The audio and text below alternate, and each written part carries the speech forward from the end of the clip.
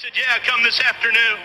I went to the barber shop, so happy and pleased I was going to get a good haircut from a barber I trust. And when it came time for my appointment, the receptionist come out and said, Mr. Cunningham, I'm sorry, but your barber had to leave on an emergency. He's not here today, but Julie can cut your hair if you want her to. And I thought, well, I'm here.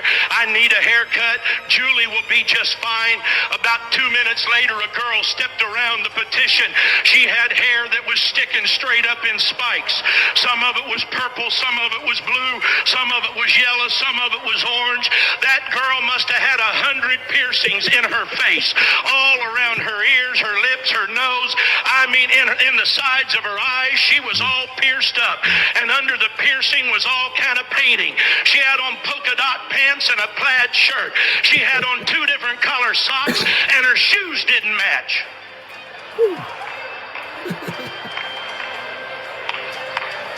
She said, I'm Julie. Are you Jack?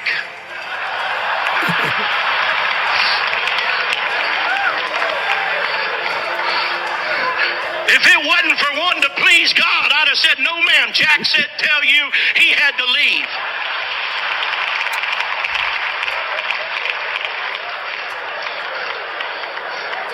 And I thought, well, I'll just endure it. And I went and sat down, and I did like I do too often. I thought I'll just go to sleep.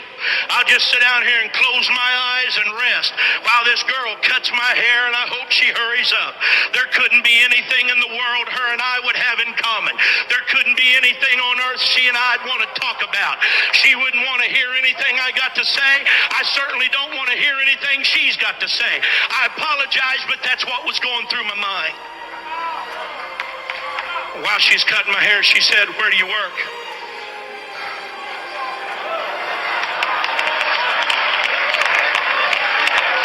So I work over here at the World Evangelism Center, go to the end of I-70 and right where it butts into 270, that big building right there. And she said, oh yeah, I was there the other day. I said, you were at World Evangelism Center the other day? Yes. She said, yeah, you have a bookstore in there, don't you? I said, yes, ma'am. She said, my mama is a cocaine addict. My uncle is a hopeless cocaine addict.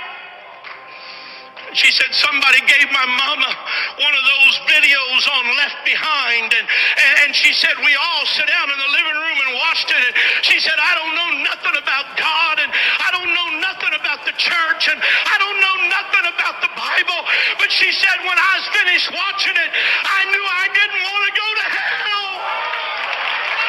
Amen. Amen.